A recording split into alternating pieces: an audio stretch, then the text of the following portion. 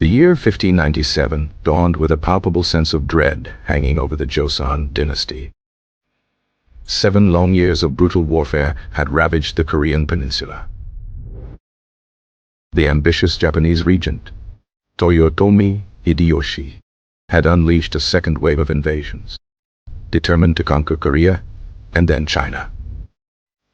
Joseon's armies had been repeatedly broken on the field. Its hopes now rested solely on the formidable navy and its legendary commander, Admiral Yi Sun-sin. However, this pillar of Joseon's defense was no longer in command. Through the cunning of a Japanese double agent and the paranoia of the royal court, Admiral Yi had been betrayed. He was arrested, stripped of his rank, and brutally tortured. The court, blinded by political infighting, had cast aside its greatest protector. In his place, the court appointed the arrogant and less competent Admiral Won Gyun. Won Gyun inherited the powerful navy that Yi Sun-sin had painstakingly built. He foolishly led this entire force into a treacherous ambush at Chilkyolin. The result was the single greatest disaster in Joseon's naval history. Nearly the entire fleet was annihilated. Over 150 warships were lost, and with them, the nation's shield. Only 12 ships managed to escape the carnage, their commander having fled early. The sea lanes to the capital now lay wide open. Panic gripped the Joseon court as the Japanese army prepared to march on the capital, their supply lines secure. In their desperation, the ministers and the king knew only one man could possibly save them. Admiral Yi Sun-sin was pardoned and immediately reinstated as the supreme naval commander. He inherited a navy that consisted of only those 12 surviving ships. His sailors were demoralized, haunted by the ghosts of their defeated comrades. The equipment was in disrepair, and supplies were perilously low. Upon inspecting his meager force, a 10th ship, commanded by a local magistrate, joined his fleet. 13 ships against a Japanese armada of over 300.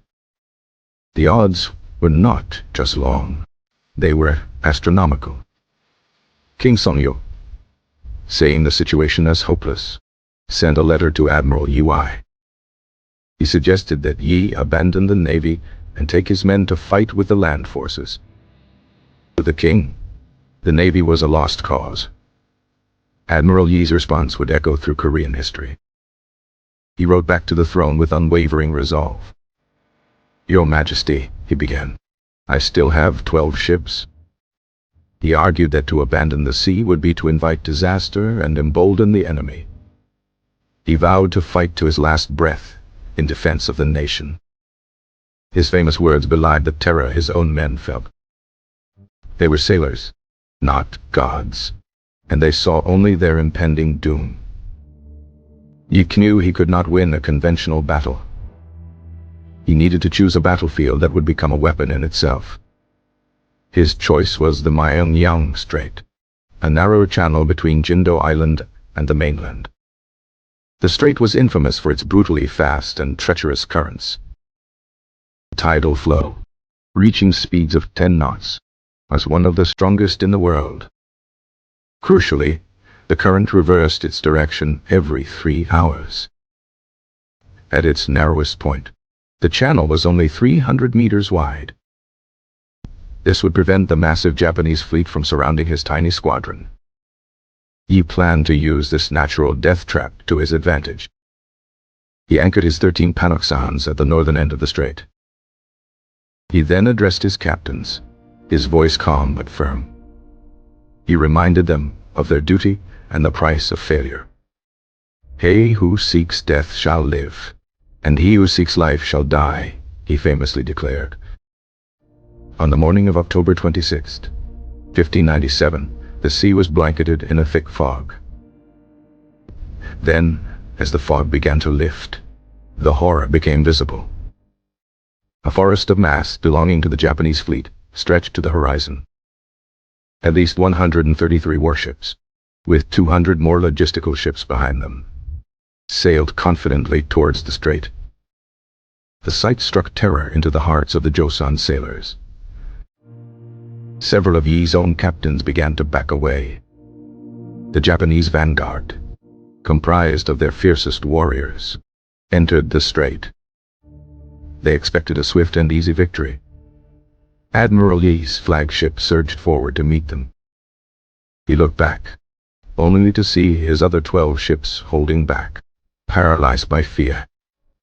For a time, the admiral's ship fought completely alone.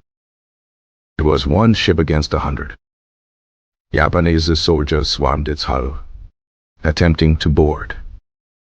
The Panokson's higher deck gave the Joseon Marines a crucial advantage. Yi Sun-sin stood at the prow, seemingly immune to fear. He directed the cannon fire with deadly precision. The flagship's cannons roared, tearing into the lighter Japanese vessels. One Japanese ship, then another, was smashed and sunk. The Japanese commander, Kuroshima Mikifusa, was killed in the barrage. His body was pulled from the water and his head displayed on the flagship's mast. Saying this, the Joseon captains were struck with both shame and awe. He ordered a signal flag raised, calling one of the nearest captains forward. He threatened the captain with execution for cowardice, a threat he fully intended to carry out. Shaken into action, the captain, An-bi, charged his ship into the fray. Inspired by this, the remaining 11 ships finally joined the battle.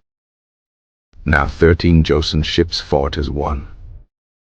Just as the battle reached its peak intensity, the moment Yi had been waiting for arrived. The tide began to turn. The powerful current reversed, now flowing south against the Japanese fleet. The narrow strait became a scene of utter chaos for the invaders. Japanese ships were slammed into one another and driven onto the rocks. Their light construction made them vulnerable to the powerful collisions.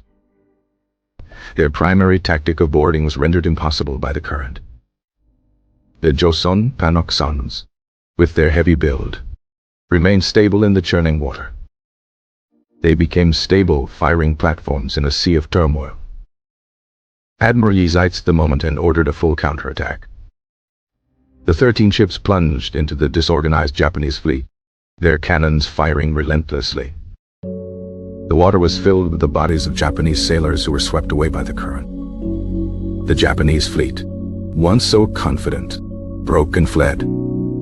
They had been utterly routed by a force they outnumbered more than 20 to 1. By the end of the day, over 30 Japanese warships were sunk or heavily damaged. The Joseon fleet had not lost a single ship.